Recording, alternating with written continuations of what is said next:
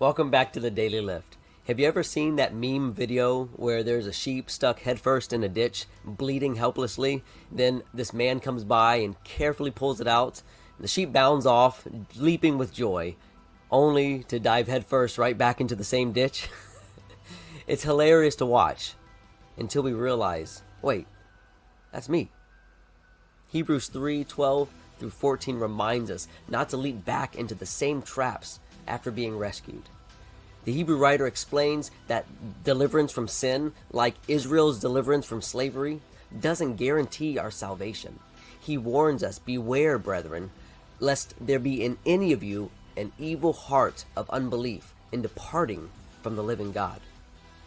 Unbelief isn't something that just shows up out of nowhere. It grows in the shadows when we stop paying attention. So how do we prevent this dangerous drift?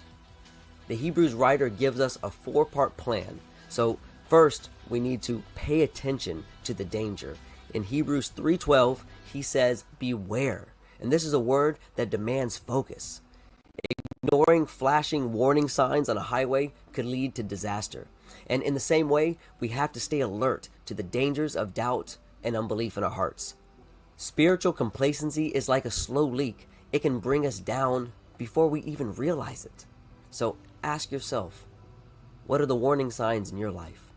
Are there habits, attitudes, distractions pulling you away from God?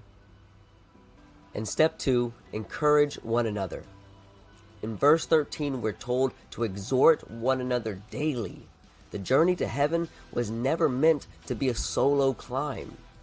Encouragement is the lifeline that keeps us anchored to God and each other. When was the last time that you lifted someone up?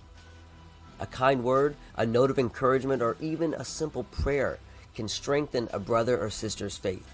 Remember, a little bit of encouragement can go a long way, especially when there's moments of doubt. And the third step, act today, not tomorrow. The writer emphasizes while it is called today, the urgency is clear. Don't wait. Unbelief takes root in procrastination.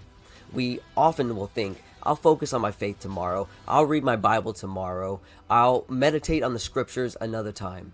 But tomorrow is never guaranteed. God works now in the present. He calls us to act today, to strengthen our hearts, to lift each other up, and to turn away from sin while there's still time.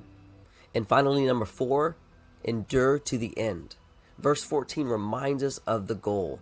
For we have become partakers of Christ if we hold the beginning of our confidence steadfast to the end. Faith isn't a sprint, it's a marathon. The crown isn't given at the halfway mark. It's reserved for those who finish the race. When challenges come, let's remember that perseverance is powered by trust in God's promises. He is faithful even when the road is hard. Hebrews 3 isn't just a warning, it's a roadmap. So beware of the dangers, encourage each other, act today, and endure to the end. The decisions you make in this life matter. So keep climbing, keep watching, and as always, go lift somebody up.